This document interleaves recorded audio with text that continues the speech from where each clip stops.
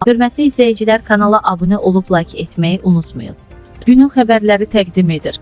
Azərbaycanda müşahidə olunan isti hava şəraitinin nə vaxt dəyişəcəyi ilə bağlı suallar davam edir. Mövzu ilə bağlı Ajans AZA danışan Amiyanın Coğrafiya İnstitutunun şöbə müdiri Ənvər Əliyev bildirib ki, xalq arasında yayın yarısı kimi tanınan dövrə yaxınlaşılır və bundan sonra gecələrin daha sərin keçməsi gözlənilir. Onun sözlərinə görə ayın 5-6-sı, 6-7-sı arası yayın yarısı hesab olunur.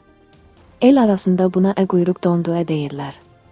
Bundan sonra gecələr sərinləşir, şeh düşür. Gecələr sərin olanda insanlar rahat yatır, gündüz də özlərini daha gümrah hiss edirlər. Mütəxəssis hesab edir ki, hazırki kəskin istilər uzun çəkməyəcək. Mənə elə gəlir ki, bir neçə gündən sonra artıq hava tədricən düzələcək. Yayın yarısından sonra yavaş-yavaş payıza doğru gedirik. Kəskin istilər azalacaq.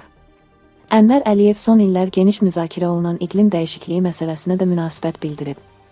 Onun fikrincə, hazırda müşahidə olunan hava hadisələri iqlim dəyişikliyindən deyil, əvvəllər də baş vermiş təbii təkrarlanmalardan qaynaqlanır. İqlim dəyişikliyi adlandırılan məsələ ilə razı deyiləm.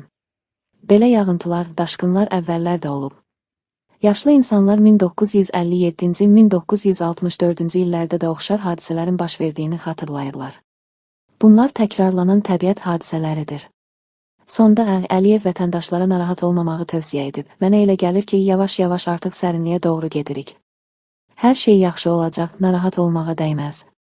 Mövzu ilə bağlı Ajans AZA danışan Amiyanın Coğrafiya İnstitutunun şöbə müdiri Ənvər Əliyev bildirib ki, xalq arasında yayın yarısı kimi tanınan dövrə yaxınlaşılır və bundan sonra gecələrin daha sərin keçməsi gözlənilir. Onun sözlərinə görə ayın 5-6-sı, 6-7-sı arası yayın yarısı hesab olunur. El arasında buna quyruq donduğa deyirlər. Bundan sonra gecələr sərinləşir, şeh düşür. Gecələr sərin olanda insanlar rahat yatır, gündüz də özlərini daha gümrah hiss edirlər.